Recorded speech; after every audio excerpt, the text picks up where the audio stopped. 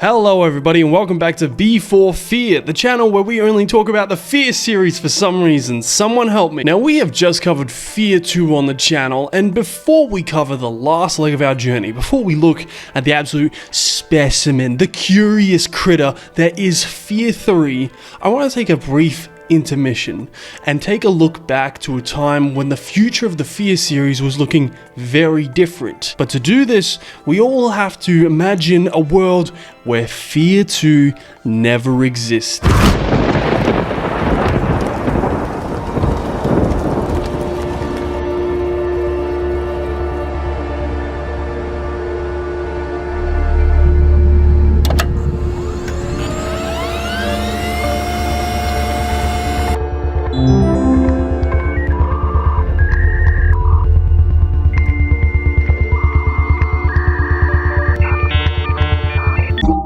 Welcome to the Vivendi timeline, and you might be thinking, timelines? There's other timelines? Well, yeah, believe it or not, F.E.A.R 2 was not the first continuation of the F.E.A.R story. That honor goes to the two expansions by Timegate Studios made for F.E.A.R 1 named Extraction Point and Perseus Mandate. Are you the hunter or the prey?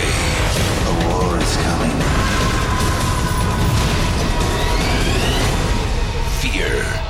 Extraction Point follows Point Man directly after the first game when his chopper is downed, and we spend the entire game getting to, well, an extraction point. Perseus Mandate, on the other hand, follows a secondary F.E.A.R team as they drop into Fairport to try gather intel on what Armor Cam is up to. Now, both of these expansions sound like they have pretty simple plots, but they actually expand upon the lore in big ways. So big, in fact, that Monolith began feeling like the expansions were pointing the lore in a direction that they didn't want and weren't going in for F.E.A.R 2. So just like that, they said, Perseus Mandate and Extraction Point are not canon and should be considered a what-if scenario. This is where the Vivendi timeline comes in. With the rights issues that the F.E.A.R IP was going through in the mid-2000s, both Monolith and Vivendi did the very mature thing and started a little F.E.A.R-based pissing contest. F.E.A.R 1 would be canon in both of these companies' timelines, but the context surrounding F.E.A.R 1 would be drastically different based on what story continuation you went with. And by that same token, the direction of the series was also radically different. So today, instead of doing a full-on retrospective for both of these expansions, I'm going to be doing more of a mini one.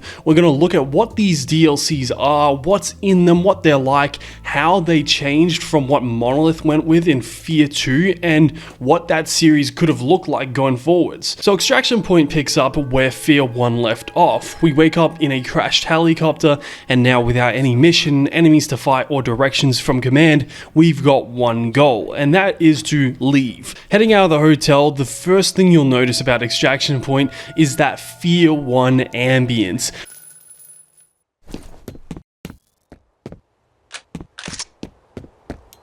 Something's not right. Is back in this game, but it's also different. Something that's absolutely genius in this expansion is the decision to make the city abandoned. It's not just you're in places that people don't go anymore, it's that after the Origin explosion, a massive chunk of Fairport's population just vanished. The city is empty. There must have been a radioactive element to the Origin explosion and the city was evacuated. Cities don't empty this quick.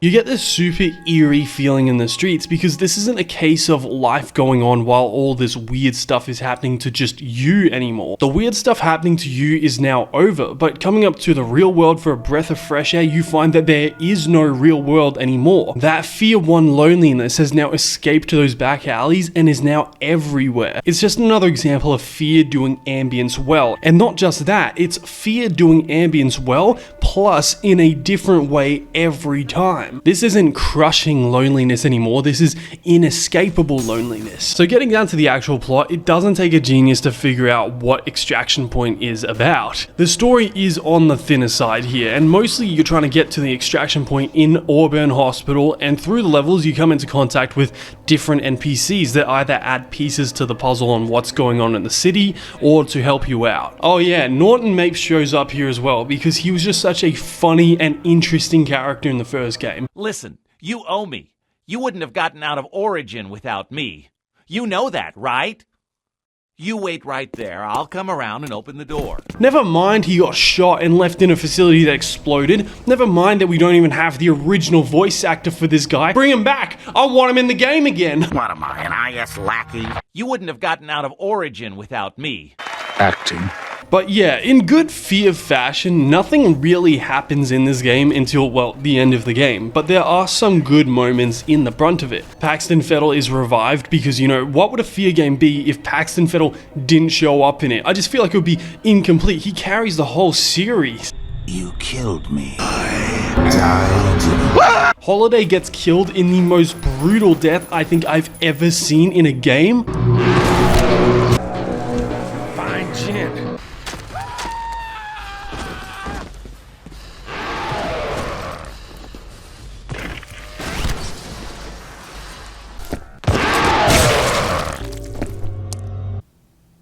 Jin speedruns the game and gets to the extraction point first and slowly gets more and more depressed that Point Man won't talk to her through the game. You're not coming, are you?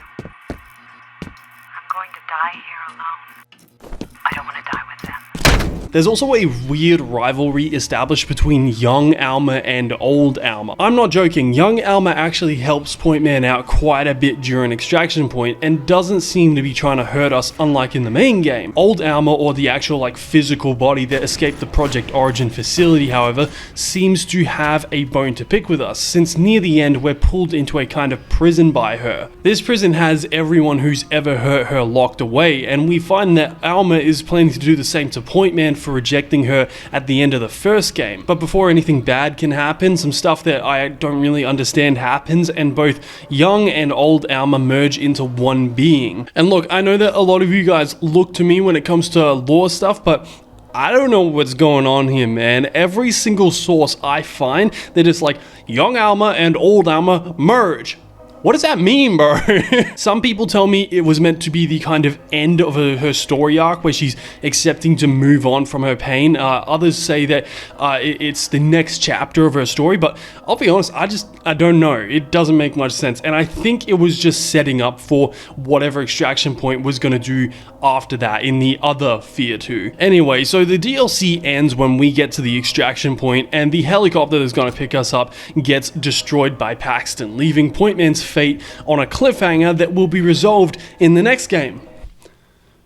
Right? Gameplay wise, Extraction Point is largely the same as F.E.A.R 1, but the biggest difference here is the level design. Somehow the expansion does what F.E.A.R 1 and F.E.A.R 2 couldn't. It makes levels easier to navigate while retaining the capabilities of the AI. It's actually weird to play through. For once, the F.E.A.R experience is somehow well-rounded, instead of one feature being crap for the sake of another feature being better. And this is an expansion that wasn't made by Monolith, by the way. Oh, and while on the topic of enemies, there are some new ones to be found here. The Rev 6 now has an older cousin called the Rev 8 Leviathan, and it pretty much does the same thing the Rev 6 does, it's just a little bit beefier. Although I do find it funny that both F.E.A.R 2 and the other F.E.A.R continuation tries to introduce the Rev 6, but just bigger. On the replica side of things, there's only one new enemy, with that being the Heavy Riot Armor, which is just a heavy armored replica with a minigun. Finally, we have the Shade, and this thing is just, well, I don't know what to say about it. It spends most of its time being invisible and is pretty much just a replica assassin, but paranormal. Although this is a series first, this is a meta enemy because it has the ability to lag the fuck out of your game. Like, holy shit. I don't even want to go in here, bro. Oh.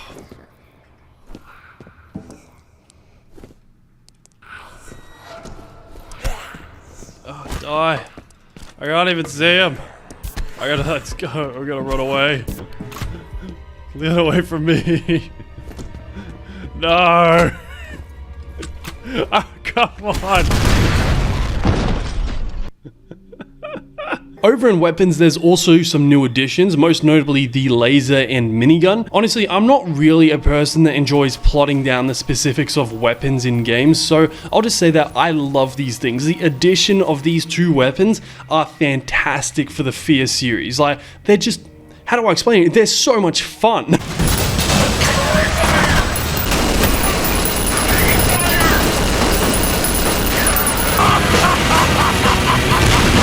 Moving into lore differences, this is pretty expansive. The first thing you'll notice when comparing F.E.A.R 2 to EP in terms of being a continuation are how important the Origin facility explosion is to the overall story. In F.E.A.R 2, the facility blowing up is honestly one of the reasons the game drags so much. F.E.A.R 2 is obsessed with running around a nuked city, running around in the consequences of the last 5 minutes of F.E.A.R 1. It is so obsessed that it forgets to move forward. Here in EP though, it's quite the opposite. A literal nuclear explosion goes off in Fairport and it's nearly completely ignored. Now, a couple of years ago when I first played this, I was thinking, man, this is stupid. I want to know what happened with the explosion. I vastly preferred F.E.A.R 2's version, but somehow, playing this again, Extraction Point takes my opinions from back then and it makes it an asset. After the explosion, the city isn't in ruins. It's not in a state of emergency. In fact, everywhere you go, everything seems fine. It looks like everyone just dropped what they were doing and left. But that's not possible. A few hours can't just pass and everyone suddenly leaves the city. It just doesn't make any sense.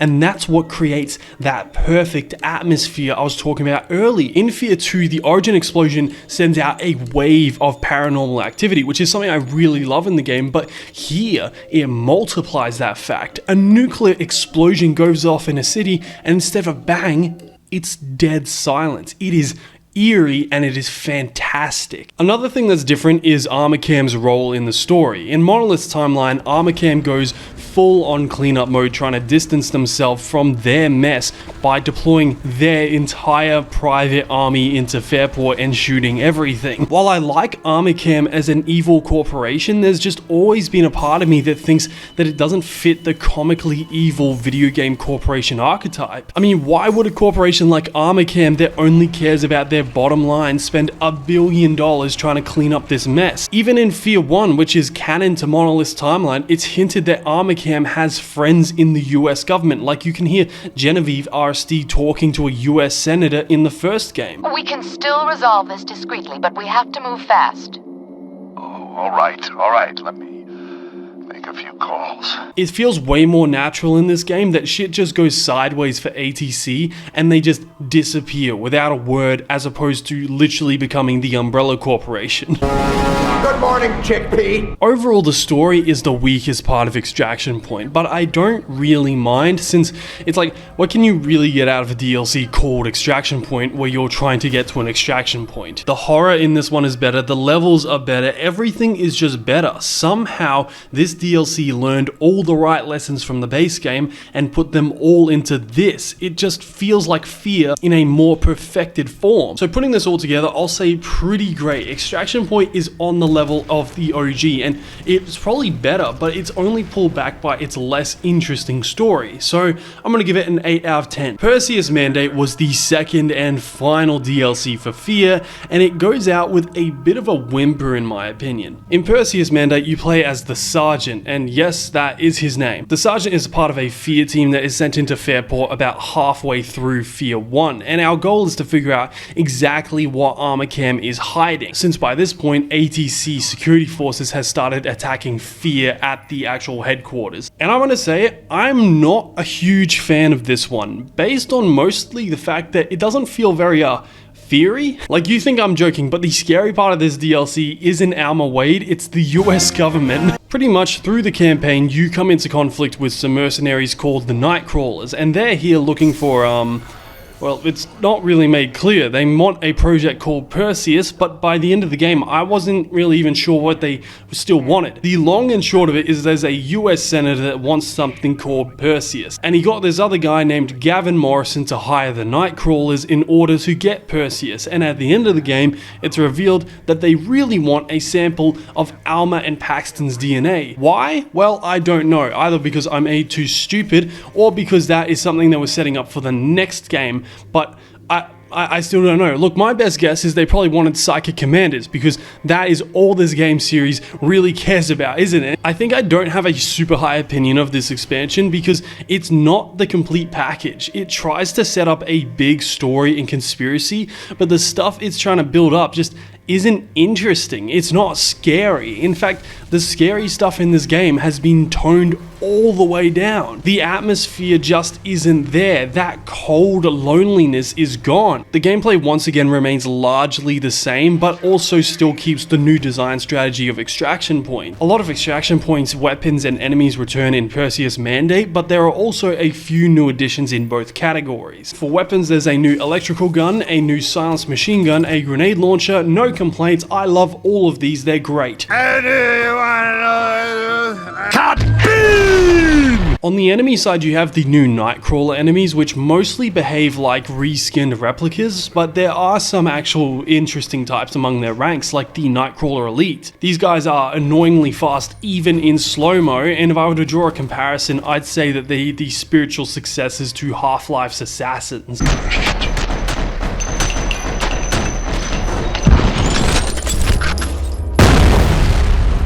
There's also one new monster called the Scarecrow, which hides in these black rifts that open on the floors, and I actually really like these guys because they feel kind of unique as opposed to every other paranormal enemy that's just a big grey blob. But still, I am convinced that the absolute scariest thing about these guys is how fucking loud their death sound is. Holy shit. When it comes to the differences between the Vivendi and Monolith timeline, it mostly comes down to how deep the secrets go with Project Origin. All up, the Monolith timeline does a good job at keeping things tidy. Project Origin was a thing, and now it's over, and that game realizes that. Any info you get in F.E.A.R 2 that adds context to F.E.A.R 1 makes you kind of go like, oh, yeah, that makes sense. But here, I feel like it goes just one step too far. They say stuff like, here's where Paxton grew up. Plus, did you know that Armorcam has a sample of Alma and Paxton's DNA? Did you know that Armorcam has another secret underground facility related to Project Origin? The game asks me to give a shit about these elements they introduced. Like they say, look at this thing we've made up, it's related to a thing you already know about, and now the bad guys have got it. Are you excited? No. I don't care about psychic powers or psychic gene splicing or anything. That's not what I'm here for. If I was a player playing this back in the day, I'd be thinking, what does this have to do with the scary ghost girl? It's not bad at all, it just feels not very F.E.A.R-like. Boiling it all down, this all feels very inconsistent to me. It's like they had a kind of balancing act they were attempting, but failed. They wanted to go in a direction of government conspiracies and espionage, but they also tried to balance it with scary stuff. You know, what the series is about. So it's just really strange feeling. You have moments like the part where you're stuck underground in an old part of the city, where the horror is at its best in the series, but then there's just 5 hours of dollar store Tom Clancy plot surrounding that stuff. Also, why does the Sergeant have point man powers? At least Beckett went through an operation to get him in F.E.A.R 2. Come on, man. Anyways, not a huge fan of this one, but it's not a bad time, so I'll give it 6 out of 10. So yeah, those were the Vivendi timeline F.E.A.R expansions. In some aspects, it's tragic that these never went anywhere. Taking a wide view of the series, I think the story would have been better off if they followed whatever these two packs were trying to set up. It all feels more focused, more flowing, put together with more intent, rather than just Time to play. But honestly, that's the way the cookie crumbles. These expansions serve as a taste of what could have been, and if not sad, I'll say I find it interesting. These packs are the clearest example of what happens when creative vision is fractured between studios, when money gets in the way of creativity. But yeah, that's all I really have to say about these things, except Monolith, please start respecting your legacy a little more. Half the loading screens in these DLCs will crash the game if you're running on high settings. Every 2000s Monolith game has a frame rate problem requiring a third-party patch to fix. Oh guys, the game doesn't want to meet Norton Mapes either. It just crashed. Why does the stream feel like it's 30 or 45 FPS? Because it is. Dude, I don't know why. This game is like not going well.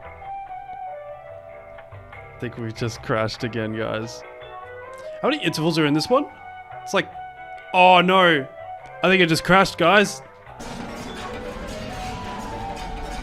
Has the game just finally given up? Holy crap. I think I gotta restart the game, guys. Oh, did it change the resolution again? Oh, I hate this game. If anything, you are scaring people away from experiencing your products that were pretty influential on the industry back in the day. And it's all because you guys didn't future-proof your games and won't support them in modern day, which, I don't know, man. I think you need to do better, and I think that it's a little bit disappointing. Just like F.E.A.R 3, which we'll talk about next time. Thanks for watching.